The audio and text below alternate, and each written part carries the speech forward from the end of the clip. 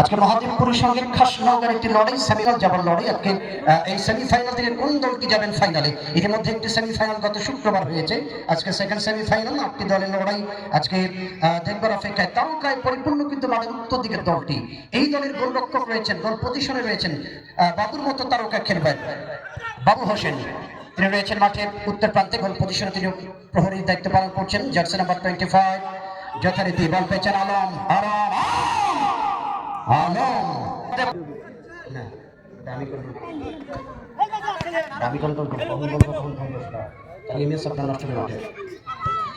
আলমের কথা বলছিলাম, দরুয়ার মাঠে যখন আলম খেলতে গেল, আলমের খেলা দেখার জন্য শত শত দর্শক ছুটে আসতো নীলফামারী স্টেডিয়ামে মার্কেন্টাইন ব্যাংক ওয়ার্ল্ড কাপ টুর্নামেন্টে। যখন আলম ভাইয়ের সহধর্মিনী ভাবি সহ যেত, আমার মনে আছে। আজকে সেই আলম কিন্তু মহাদেবপুর দলের পক্ষে খেলছেন।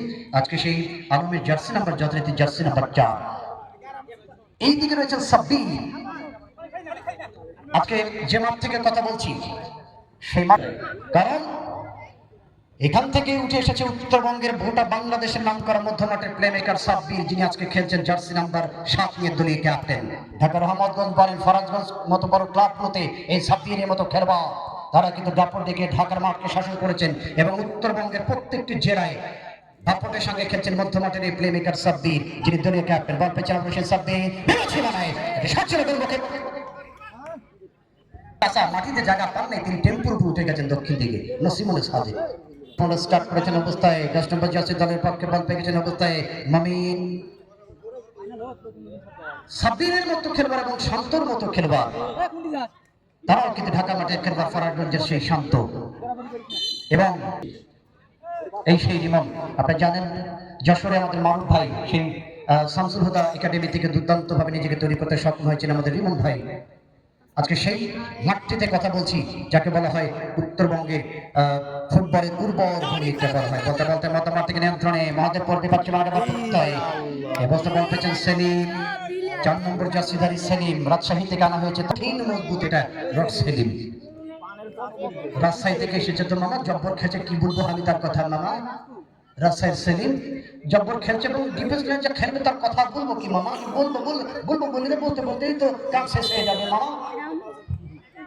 যাই হোক, আজকে আমাদের ওয়াজেদ ভাই সহ আতাব হোসেন ভাই, মহসিন ভাই, মুকুল ভাই এবং এই আয়োজন মন্ডলীর প্রতি আমাদের শুভকামনা জানাই। এবং আজকের ম্যান অব দ্য ম্যাচ এবং প্রথম গোলদাতার পুরস্কার কিন্তু রয়েছে এবং 2টি পুরস্কার স্পন্সর করছেন, প্রথম গোলদাতা এবং ম্যান অব দ্য ম্যাচের 2টি পুরস্কার দিয়ে যাচ্ছেন আমাদের আজকের এই মঞ্চের মান্যবর সভাপতি অত্র ইউনিয়নের যুব দলের সমর্থক আহ্বায়ক জনাব ওয়াজেদ আলী ভাই। তিনি প্রথম গোলদাতা এবং ম্যান অব দ্য ম্যাচের পুরস্কার স্পন্সর করছেন আজকের এই খেলায়। বল পেয়েছেন মধ্যমাঠ থেকে অবতায় আকাশ, মধ্যমাঠের উত্তরবঙ্গের তারকা খেলোয়াড়।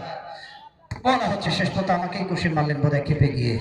আমি তো বলছিলাম যে এমন একটা জায়গার কথা বলছি যে কখন যে পাকিস্তানের বোম এসে ভারতে পড়ে।